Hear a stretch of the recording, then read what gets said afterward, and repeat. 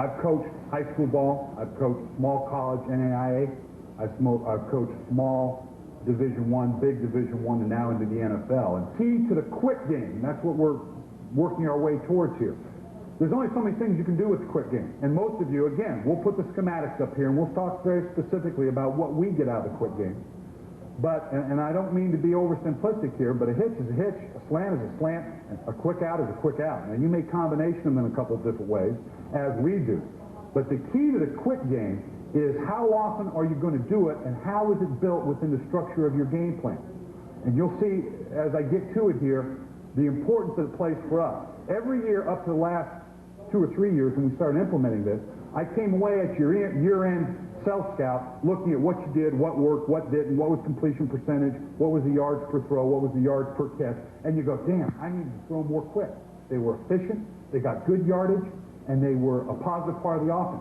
And every year you'd come back, boy, I need to throw more quick. And finally, it dawned on us, within the structure of what we do, how are we going to do that? We can't just go into the season and say we need to do this more. We need to structure within the game plan, the way we prepare, when and how we are going to throw and use the quick game. Now, the quick game for us, as you heard, we've thrown better than 650 balls a year for the last 2 years. Now, again, the numbers I'm going to throw at you, certainly take note of them. The specific numbers will not apply to you because I'm talking 16 games.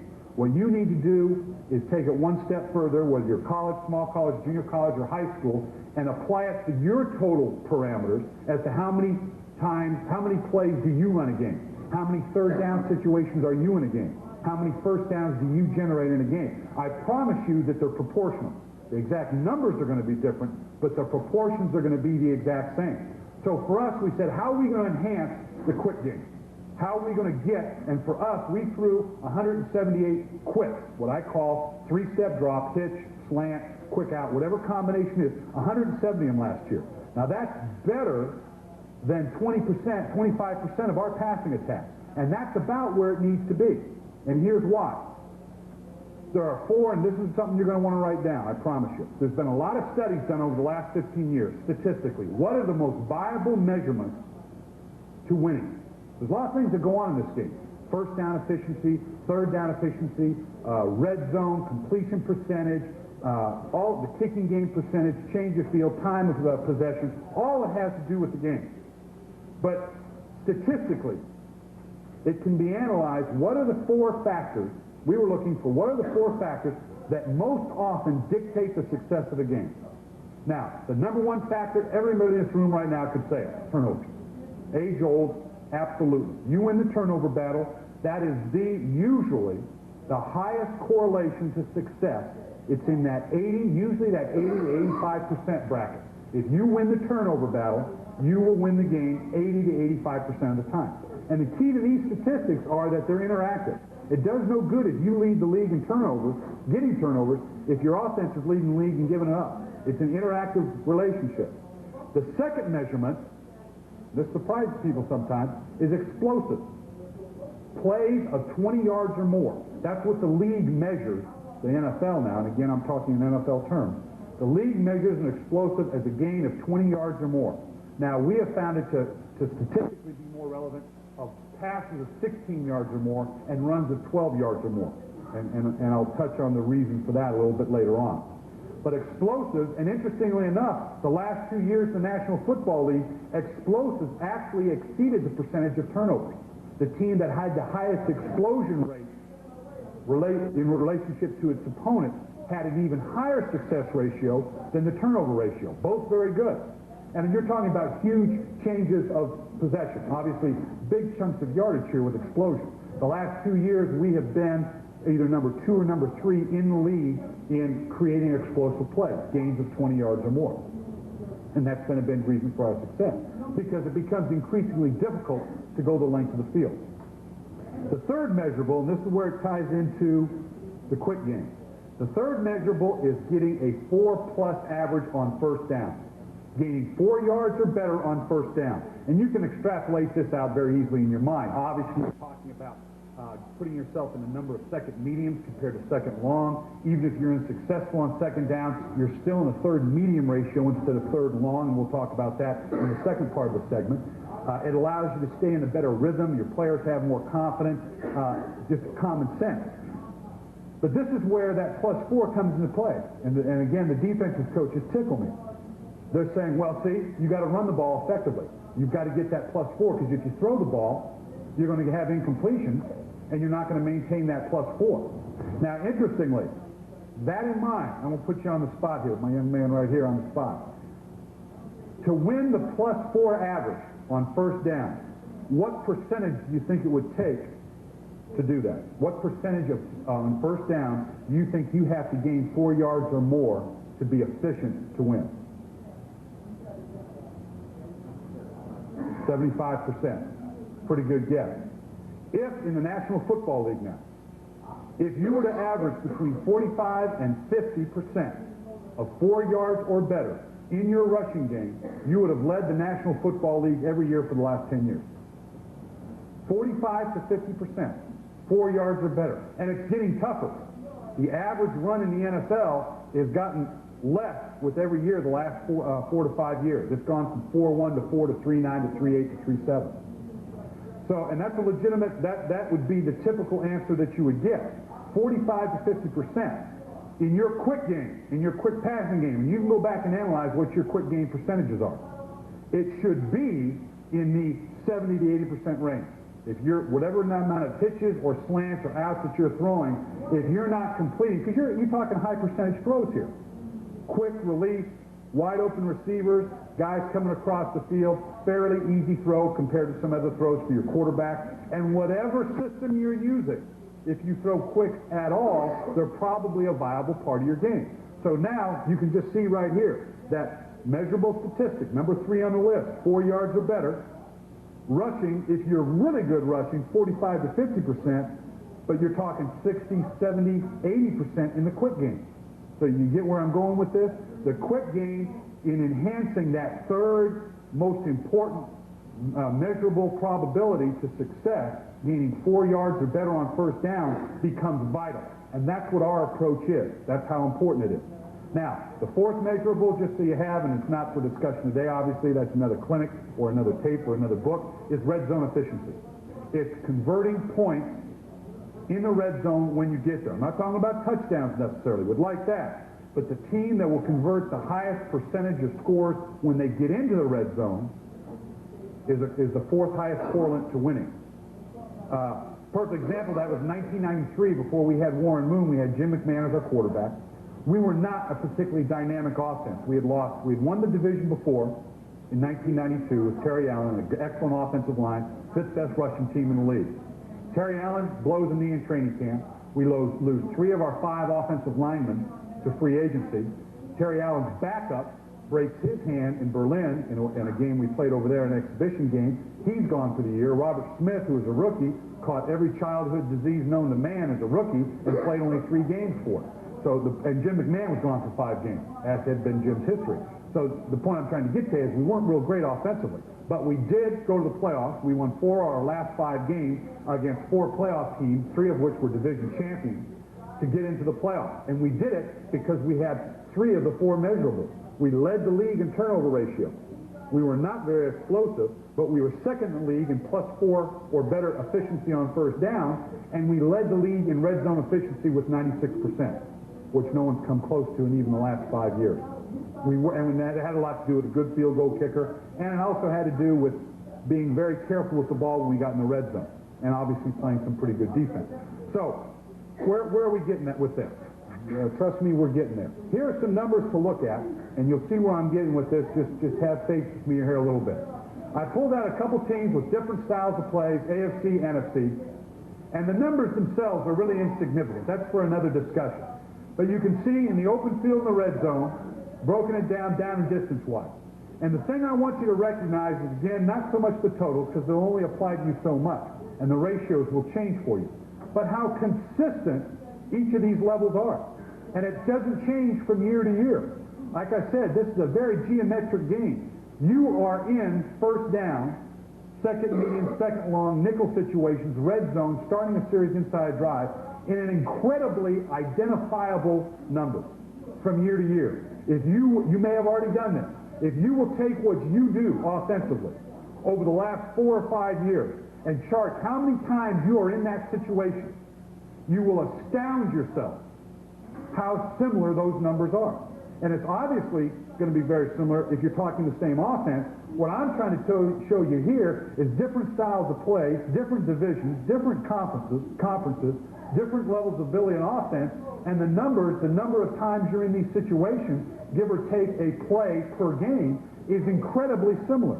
The point I'm trying to get at is you can identify how many times you're going to be in any given situation in a ball game. Now, let's look at Stanford again, just to take it down to another level at the collegiate level. Here were 3 years at Stanford.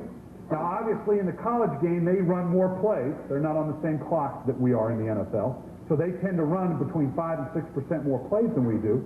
But again, the percentages and the time you're in it isn't the point to be made right now. The point is, again, look how consistently you are in the same situation the same number of times.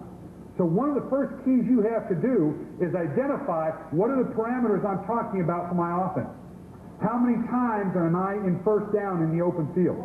How many times am I in first down in the red zone? How many times can I be there in third down? What are my second and long, second medium ratio? And here's what I'm getting at, and the reason for it. Given those numbers, where we start with our game plan, and there again, this is a different discussion, but it's going to make my point. We're in first down between 20 and 25 times a game in the open field. These are open field ratios. So that means in the first half, I'm going to be in that 10 times. I'm going to be in second long 10 times, second medium 5 across the board. So in a half, I'm roughly going to cut that in half plus 1 if it's odd. Obviously, if I'm in there 5 times a game, second medium in the open field, cut it in half is 2.5, got to move up, so I'm going to have 3 plays in my first half. Now, this is the ratio we would use. We'd like to be balanced, even though we throw the ball as much as we do. The numbers down here, that's up to you. Sometimes guys look up and go, well, that's all great, Coach, but I don't want to run the ball that much. I don't want to throw the ball that much. That's not the point. If you want to run the ball all 10 times, do it. Whatever fits your ratio, I'm not here to tell you to throw the ball more. I'm not here to tell you to run the ball more. I'm telling you to identify the number of times you are in a given situation and decide before the game what it is you want to get done and what it is you think you are. Now, for us, we want to break that up evenly between run and pass. Obviously, on first down, I want to present that balanced look. Of the 5 passes, this is the ratio I'd like to have. And this will change from week to week.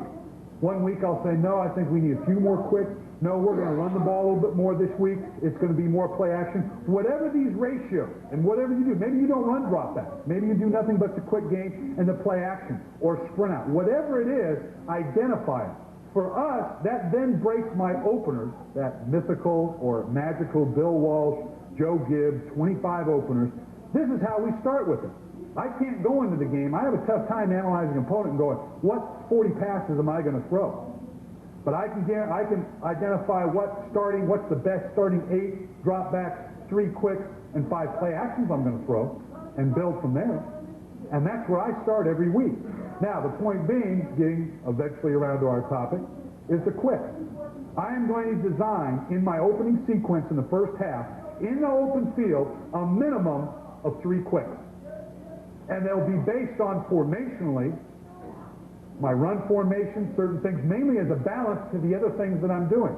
By identifying it in this number, and I'm talking about just the first half open field here, that's the 3. There's going to be another 3 or 4 in the second half. There's going to be 1 or 2 of the red zone. Now you see where I'm up to that 6, 7, 8, 9 quicks a game that get me up to 25 to 30% of my passing offense in the quick game, if you so decide that that's what you want to do. How much of it's on first down versus second long, second medium, again, that's for you to discern. But the first key in identifying the quick game for you is, when am I going to throw it? The players have to be aware of it as well. You need to sell the fact to them, guys, this is why we're throwing the quicks on first down. It's got to be high percentage. We've got to have the catch. We've got to have the sharp throw. The catch is everything. Anything beyond that is a plus. But the catch is everything. Get me that 4+ average on first down, not the incompletion. Okay, now that I've identified the number of quicks that I have, the next thing you need to do is make sure that within the practice structure, and there again, I'm not here to tell you how to practice. I'm not here to tell you how many snaps you can take. This is the ratios that we use. We only have 43 players with another 7 or so active roster that aren't eligible for the game and a practice rod and 16 games. We have to practice a little bit differently than you all do. But we take particular note of the percentage of time that we're going to practice base offenses versus nickel, red zone. Again, it's very proportional as to what the actual game, because we just talked about the number of times you're in a given situation is absolutely identifiable. We'll talk more about this in the nickel game. But as I work this base offense, 46%, if I'm going to throw 8 or 9 quicks, if it's going to be 25% of my passing game, it better show up in practice time as well. Don't put a player in a situation where you are counting on a major part of your offense and you haven't practiced it adequately in the right situation. Now, the quick game is such that sometimes it's very easy to say, well, we throw enough of it that I don't need to practice it against the live defense too much this week because we run so much of it. That's fine. At least that is a conscious, overt act of saying, I've identified the situation, this is how much I'm going to practice, whether I need it live or versus air, as opposed to just dismissing it, not giving any thought, and now you're putting that quarterback or that receiver in a position to succeed that totally puts it on his shoulders.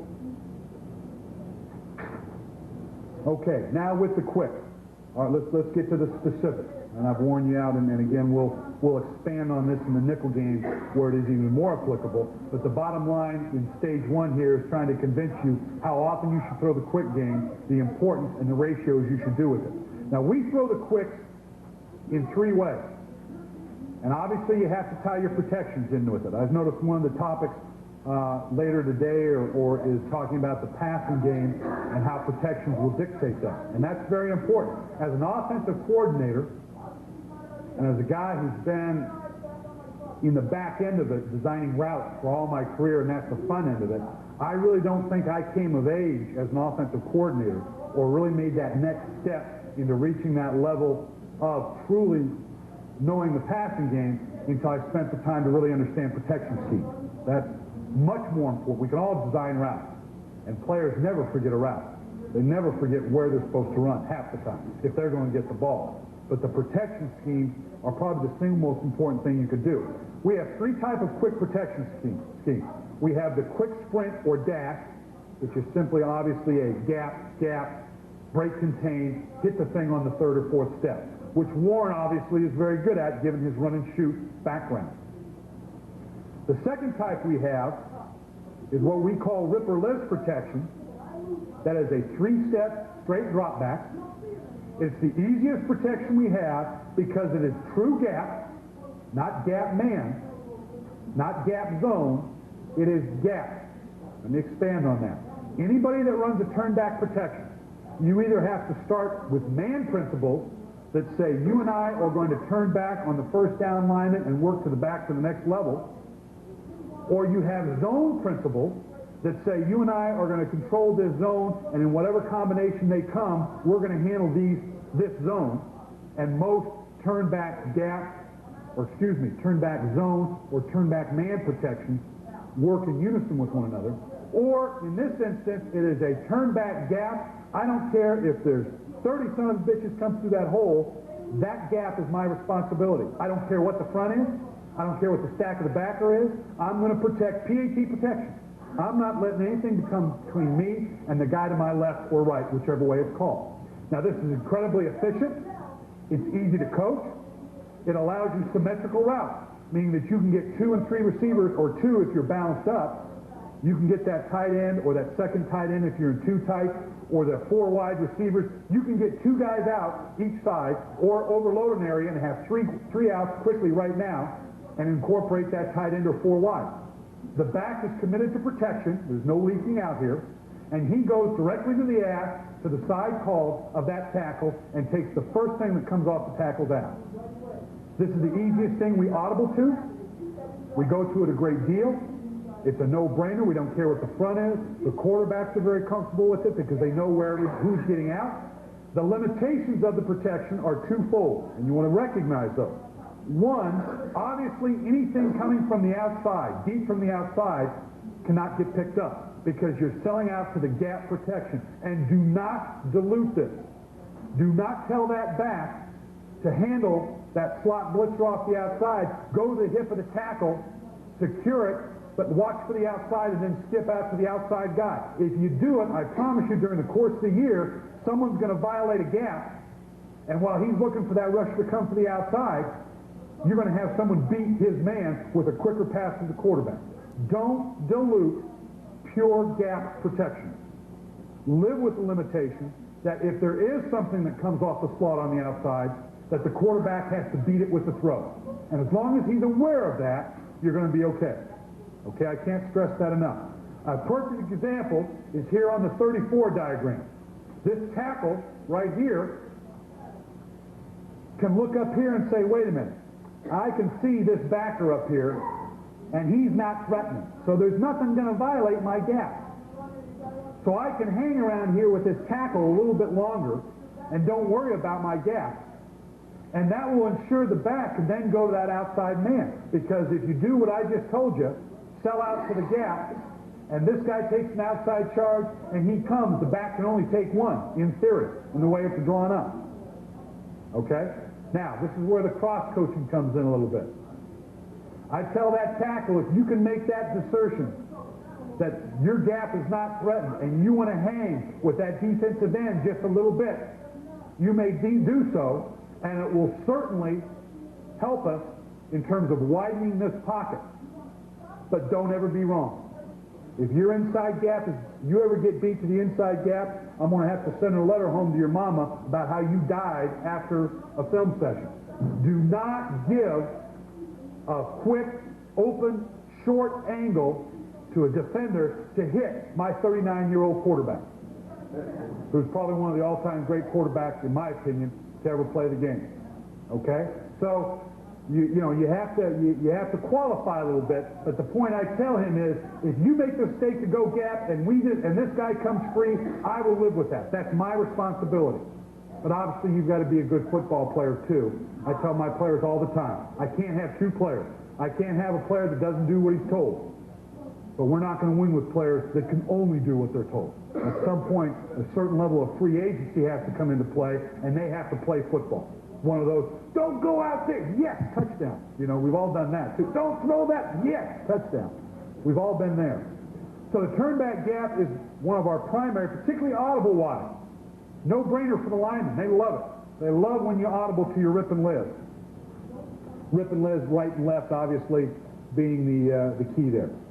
The other way we'll do it is our option or quick option, and the thing I like about this protection, and this is the true turn back zone slash man, us two have these two. Now you've got to deal with the front, what front, who has who, what combinations you're working in. This is a 7-man base protection scheme because you've got to commit the tight end and the running back. So you've lost a receiver, although the running back is a viable receiver in that he will check down in front of the quarterback as an excellent man to come off to if the quicks aren't there. I'll expand on that in just a minute. Most of you have, this is a very common protection. If any of you are running the pure ISO fake, turn back, you simply replace the fullback with the tight end. This is turn back zone man protection scheme. It's an excellent one for us. It now has the potential, now that we're blocking man, it is better than the rip and live because now this man from depth has the opportunity to check inside and now look for that slot blitzer. Okay? This tackle can open up, or the center guard can open up and continue on out, depending upon the capabilities of your players, to handle that extra outside threat. So this is better than rip and live for that purpose. But you obviously, anytime you put a man zone, recognize a defense, make your adjustments based on that, you open the door for possible errors, mental and physical errors, compared to the rip and live. You've also lost the extra receiver. This is not as good against a double A-gap blow blitz from a linebacker. If we're in option protection, or quick option, this is the same protection whether it's a 5-step drop or it's a 3-step drop. The only difference is if it's quick option or option. So it's got carryover. So obviously you don't want to have too many protection schemes, and the fact that they carry over, the only difference is the technique of the lineman and the drop of the quarterback. Now, in doing so, again, the double blow, one of the first things our quarterback is going to recognize, anytime a back has to come out of the backfield and shut off an angle, or a tackle and guard have to come down extra hard in a man principle, you might think about changing this to a rip or lift, which can be done very easily for us in terms of audible, and because we do it a lot. There again, that goes back to the amount that you practice it. Okay, so we have the three types of quicks. We have the quick sprint game, we have the true turn back gap, and then we have the turn back man/zone principle. And obviously, the 7-man scheme and the potentials it can pick up is better than the 6-man scheme. If it's not a high priority to get both sets of receivers out both sides, and you're going specifically to one side or the other, then quick option protection may be better than rip and lift. Okay? Now, quick sprint, and now we get to the easy part of it. The actual routes we do with it, not a whole lot. Nothing particularly revolutionary or different here. We'll, like Green Bay and San Francisco, do a lot of this. Formationally, you can set yourself up any way you want. The number one thing we do is just that quick sprint out to that slot receiver.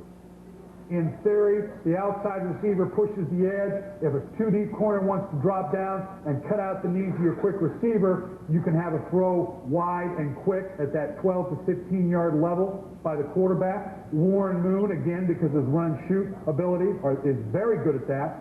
This takes some practice if you're going to hit this viably. This is an excellent third down sequence for us. This very rarely gets less than 3 or 4 yards.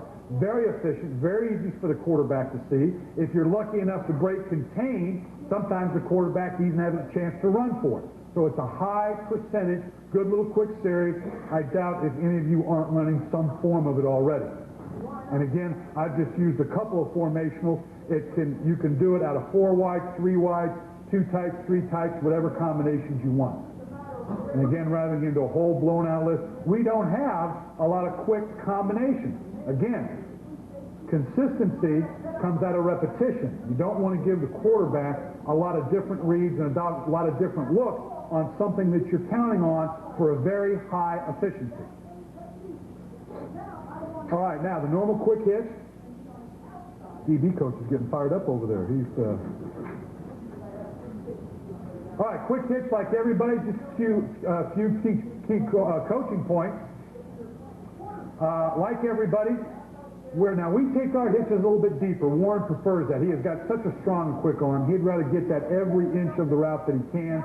Normally that's going to be 4.5 to 5 yards. Like everybody, versus press, you're going to say very low percentage throw, something we discourage to our quarterbacks. Now, if you have a particularly gifted jumper, like a Chris Carter, like we do, a particularly gifted, accurate, strong passer, like a Warren Moon, you can make some nice big plays out of this, and I'll give you another sequence that will be better with it. But saves, by and large, are very slow percentage throws. Defensive coaches will tell you, let them have all the quicks they want. They can't beat us with the quick game. They're right if you don't throw it enough. If all you're going to do is throw it 2 or 3 times a game, that's fine. But if you're willing to commit to the quick game, and they're willing to give it to you, you can march up and down the field with it. Todd Santos, a game I remember very specifically, we were playing the University of Oregon. Todd Santos at San Diego State was the all-time leading passer in the history of college football at that point. As a freshman, started for us, we played University of Oregon. They sat in a very loose 3 deep, had a very strong arm, with the idea that this guy is not going to beat us underneath. He threw for 450 yards and did not throw but 4 passes over 15 yards. 450 yards with only 4 passes over 15 yards. We literally quick, now not just quick, but underneath threw them with M's, quicks, crossing routes to death. So if you're willing to go to it enough, you can violate that principle that the defensive guys are talking about. But the key is the number, not the productivity per the route, because that +4 average we keep talking about on first down will get them beat. Okay? Now, the inside slot receiver on our quick hitch, we tell, and again, I'm just throwing out a couple coaching points. I don't want to spend too much time with this. You coach it a lot on your own. There's probably a number of things you can tell me about it. The main priority we put with any slot receiver that's outside of the hitch is you have one responsibility: draw the inside cover. If there's someone standing where you would run your hitch, run into him. Take him out. I don't mean block him. I mean make him block you. Don't let him buzz to the outside slot receiver, who is the primary receiver. If he vacates, you get your head around quickly and you look for the quick pop. If he takes you, you've done your job. And that's the primary responsibility for the inside receiver. Okay? Now, with regards to the hitch game, and this is something that I think you're going to have to spend some time with, but it was a huge benefit to us. The hitch is the hardest thing to call for me. Why? Because what did I just tell you? The fade is the lowest percentage. It's not a good percentage. And if a team wants to play a fair amount of 2 deep, if you're hurting them with quicks and hitches on first down, and in high school in particular, 2 deep coverage is a very popular coverage, it's hard to cover. Right when you call it, they go into a press 2 deep, and now you're forced to throw in fade, and now you're a low percentage.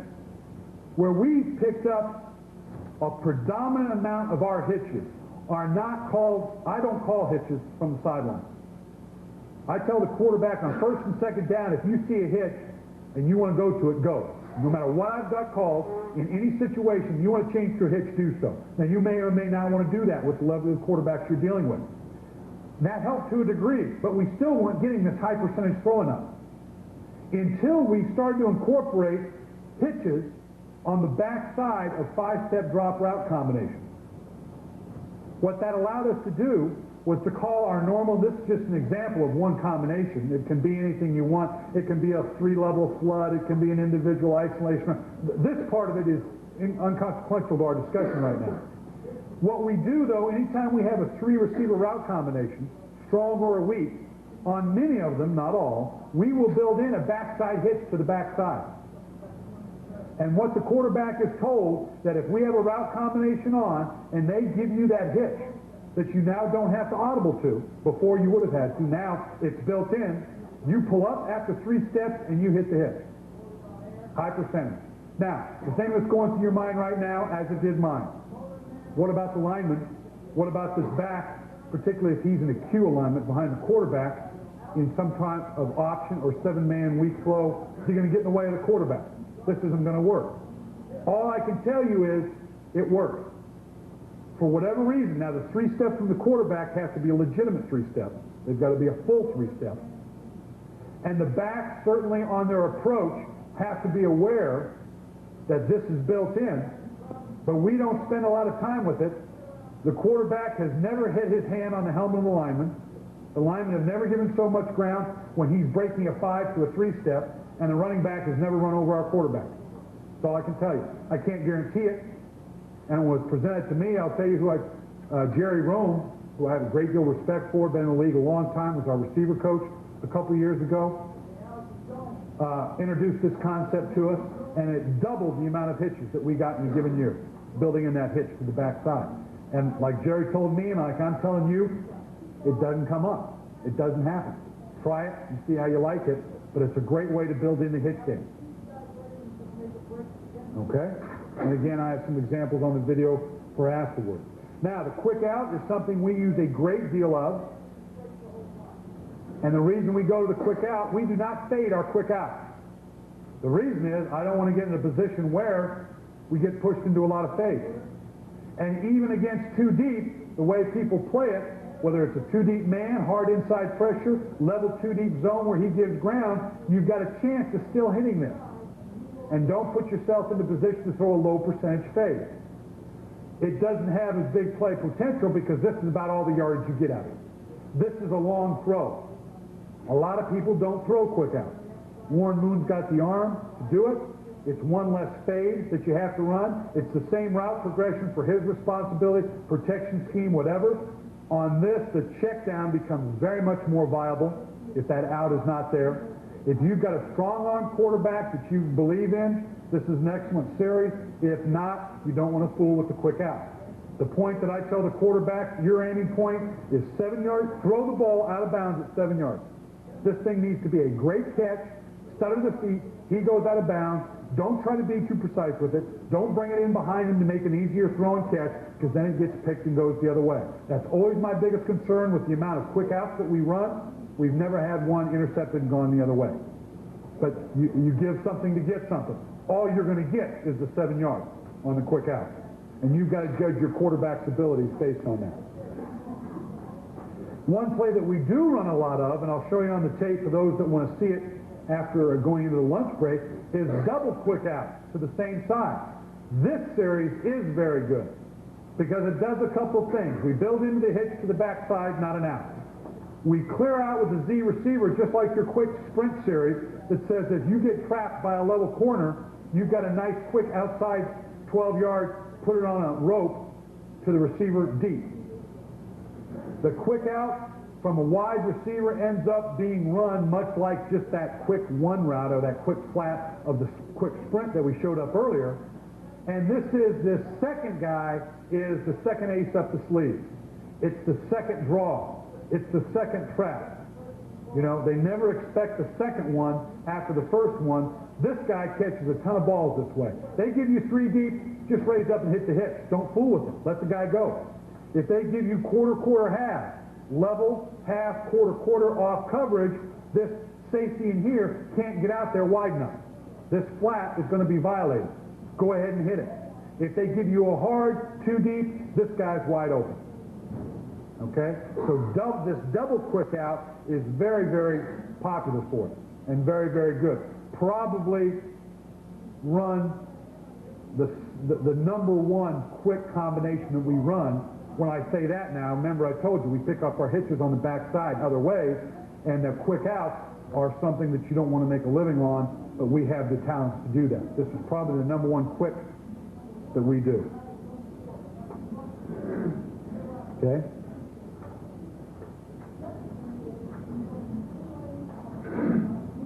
Doubled up on us.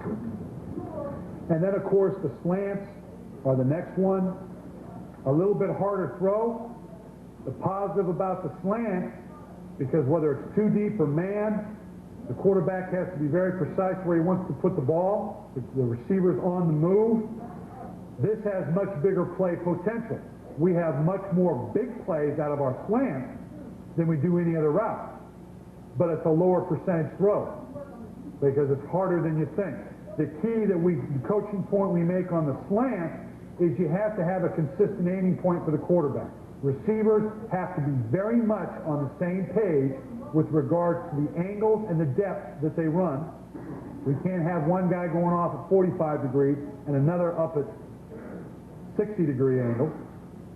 The depth can't vary hugely because the quarterback is looking for that narrow window between the drop of a Sam linebacker, a strong safety, and inside backer, and if he sees you in the window and goes to throw it, he's too late.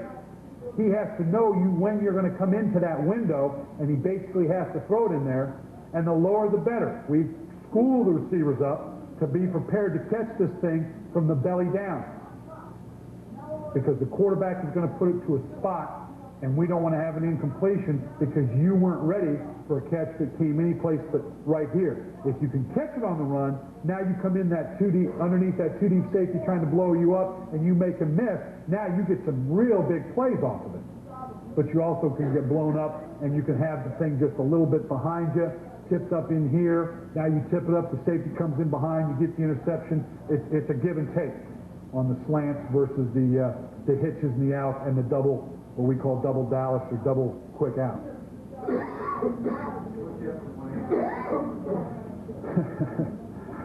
We've done it a couple different ways. When I was with Bill, it was very much a numbered outside foot back, and I have since come off of that. I hate to go counter to Bill's genius, but it is very much a numbered step. We broke on the 3rd outside step. In fact, we broke all of our hitches and outs, or I should say our hitches. Bill wasn't big into the 3 steps. He didn't think it was high enough percentage. That was not a viable part. That's not a huge part of the 49er offense, other than that quick sprint. But what we did do was third outside step with the idea that as you come into that third outside step with the outside foot back, when I'm here, that defender doesn't know if I'm going to turn, if you carry yourself properly and catch this way, or whether that third outside is the plant and now I'm breaking off into the 45-degree angle. That takes a lot of coaching.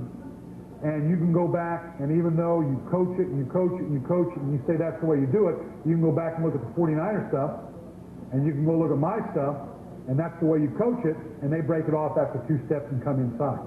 So basically, we try to more give it a depth to say you need to be relatively at that 5-yard depth at a 45-degree angle. And we try to make that as consistent as we can. I've since come off the counting of steps and the outside foot back. And we motion and shift a great deal as well. And it becomes difficult for the receivers. I hated it when we multiple shift and the receiver would be out here and now he gets to shift and he realizes his foot and he's the last minute he's moving his feet and getting it set, and it would drive me nuts and it drives them nuts. And the only difference between your level and my level is when you're doing something that's superfluous, that doesn't make a difference, that's bogus, my guys tell me. They tell me I'm full of shit. Your guys don't. They think it. But due to respect that we all have for our high school and college coaches, they just don't tell you. My guys making 10 times as much as I am, they have no qualms about saying, hey man, you're full of shit. I ain't going to put my back foot there. I'm going to run this the way I run it. I say, yes sir, just catch the ball. And you better catch, because if you don't, now I got you. As long as you succeed, now I've got you. And we're in good shape. How are we on time for the break? Anybody know? 5 more minutes? Okay. So let's do this. Let's summarize. Again, I'm going to quick summary to give you what we've talked to at this point, and I'll answer any questions about the quick game or the numbers if you want me to put that back. I don't want to start right into the nickel quite yet and go from there. But again, if I can reiterate, in terms of those 4 measurables, that's something important. And extrapolate that as I go back to this, and I'll make this subtle point. And guys, believe me on this. This is not clinic talk. This is something I believe in, the things that I've learned from Denny Green and Bill Walsh in this regard. I was with the Cowboys for the year, and Tom Landry, although not as defined, did it the same way. Focusing your offense into specific offensive categories and game planning for those in a very specific way is fundamentally the soundest thing you will ever do. This is the most applicable of anything that I do fundamentally, whether it's talking about what your feet are on a route, the quarterback step, rolling with your hips, rolling over the outside foot on the zone play, whatever. Fundamentally, this is the most important thing that I do as an offensive coordinator, is focusing it down into these numbers. But focusing what you want by situation. And I would extol you to do this. I don't know, we were just having a conversation earlier about a computer. And I'm a bit of a computer guy. And I know some of you are going, oh God, he's one of these guys that go, you can tell by the numbers and the statistics or whatever. I promise you, if you're not using a computer in your preparation, you are losing a competitive edge. Particularly those of you of high school, if you're not comfortable with it, I guarantee you there's somebody that's on your staff that is comfortable with it. And I'm not talking about buying these pre-game or these game analysis programs that do this and that. And we have that. We have a full-time computer guy that makes $100,000 a year and does a great job. And the reports he generates are great. But the number one thing I use on Excel, for those of you who know what I'm talking about, just a plain old spreadsheet. Excel, Lotus, SuperCalc, Quattro Pro, whatever you have. We have every game that we play, both our opponents that we scout and myself scout, is just laid out on a spreadsheet. So that at any time, I can sort by formation, play, down and distance, productivity, receiver, and get what I need. Information that I need. Whether it be secondary coverage, the number of blitzes, how many times I've run this by. It's an amazing tool. If you're not using it, you're missing the boat in charting yourself and your opponent. That's the thrust of what we're talking here. Go back if you haven't done it. Take the time. I promise you. If you don't want to do it with one of your assistants. And go back if you don't already have it and take out all of your games. What, you play 9 games, 10 games at your high school level now, not counting your playoff? Over the last, if you've been at the same place now, obviously for a couple years and run the same offense, even if you're not, and lay it out, real simple, game, number of play, down, distance, field position, formation, shift, play, description, completion, incompletion, player, and then the defense. And go back and look at your own numbers and sort all of your first down in the open field and see how many times you're in it and compare it year to year. And it will astound you, guaranteed, within 5% margin of error from year to year. Now when you start to focus it in on that, now when I say I want to throw, these are my openers, I tell the run coaches, because they want to run this, and this. They want to run 50 goddamn runs. And I say, look, first half, first down, you got 9. Give me your 9 top runs. Well, we could do this, and then give me your 9 top runs. You want the zone series? 4 times from 3 different formations, and a trap, and a sweep, there's your opening runs right there. From what formations do you want it? That's where I start the game plan on Tuesday morning. We look at the film independently. He comes in, he tells me what 9 runs he wants, and from what formation. That's where I base my 8 passes, my 3 quick, and my 5 play actions. And if the play actions don't fit, I make him change one of his run formations. But that's where we start. I can deal, and I'm a product of public education now. Limited capabilities. I can do this. I can't tell you this.